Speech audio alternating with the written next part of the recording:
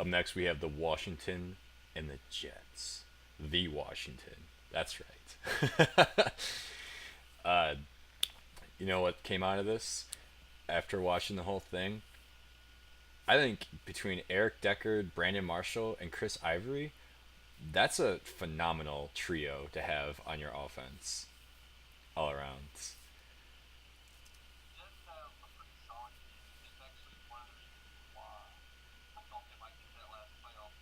Yeah, yeah,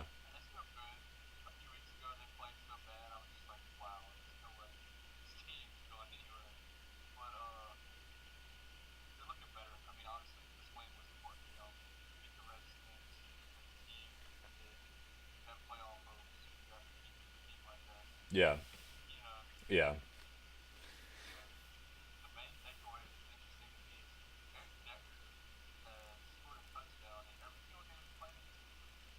I did not know that. Yeah, that's crazy.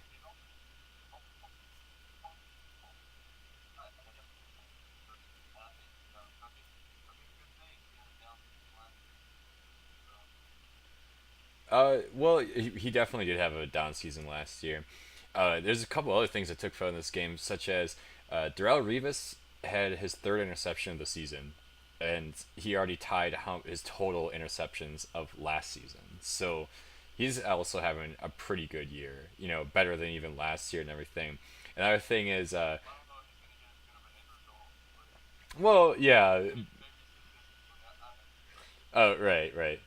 But and then the other thing is Fitzpatrick is a scrambler now because he did run in for a touchdown. I think he had almost 40 yards rushing himself. So I didn't expect Fitzpatrick to be a runner type quarterback.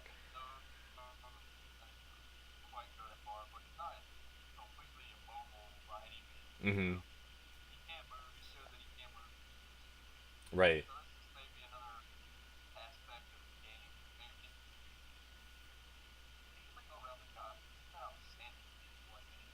Yeah.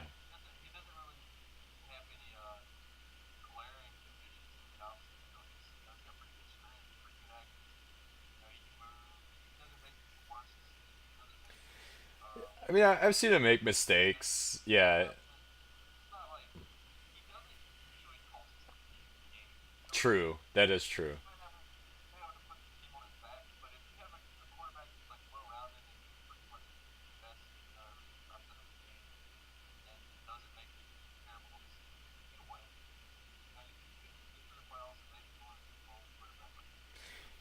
With all these factors coming in with the Jets, and actually going back to what you said of the Jets even getting into the playoffs, the Jets are 4-1 right now, and nobody seems to be talking about that. You did mention that they had one game that they looked terrible. That's their one loss.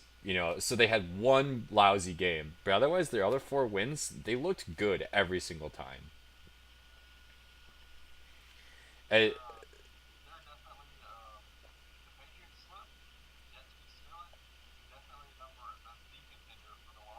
oh, definitely.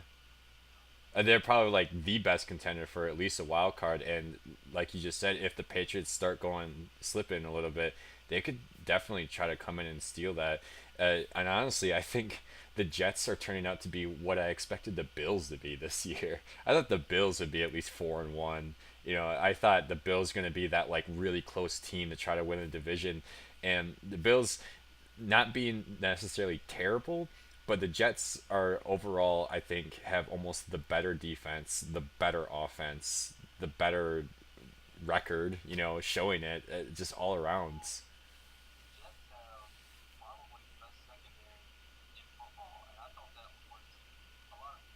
Yeah,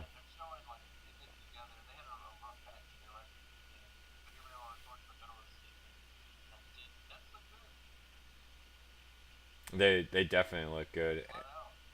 And no, what's the bizarre thing with the Redskins? Uh, where's their running game? They have Matt Jones, they have Alfred Morris, both great running backs, and they just don't seem to be showing up. Like I almost figured that like between Matt Jones and Alfred Morris, which actually what was it like week 1, week 2, they both looked really well, and they just kind of stopped.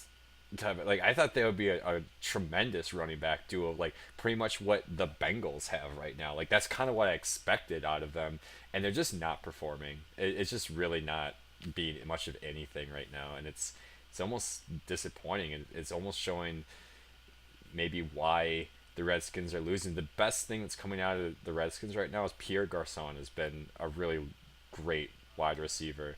I mean, maybe not as good as maybe Brandon Marshall or Eric Decker, but definitely up there. I mean, he's a great contender for just stat wise or yardage or anything you want to go for that.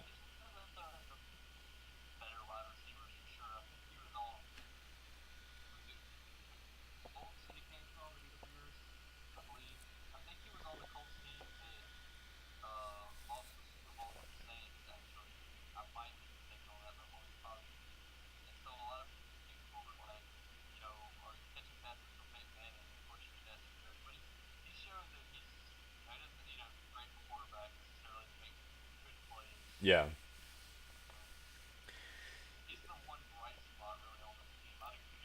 Yeah, and which is kind of funny.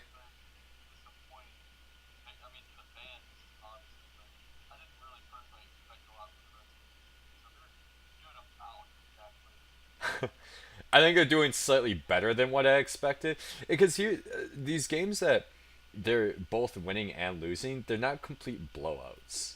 Like they at least put up somewhat of a challenge.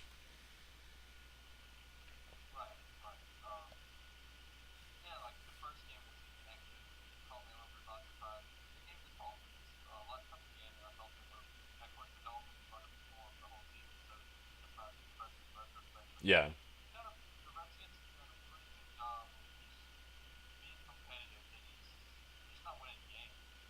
yeah, and I can't really figure it out why. I can't really put my finger as like, oh yeah, this is their weak spot. This is what they're doing.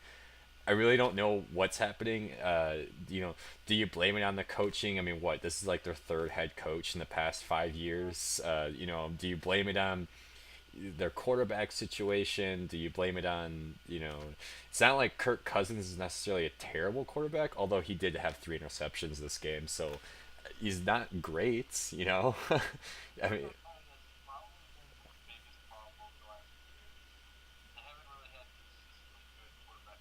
yeah,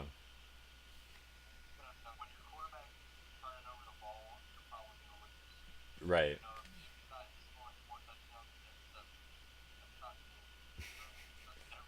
Yeah, I mean, there's rare exceptions, but it's pretty much easy math right there. That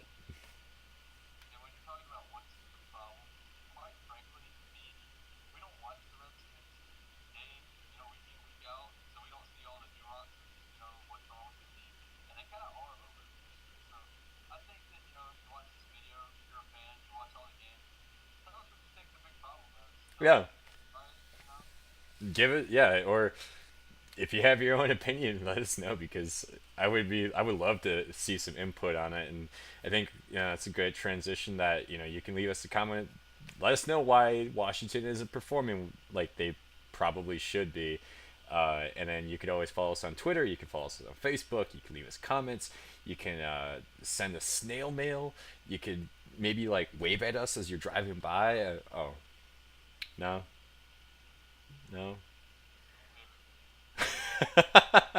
You can always wave at me though. I always wave back. Zach will probably give you a middle finger.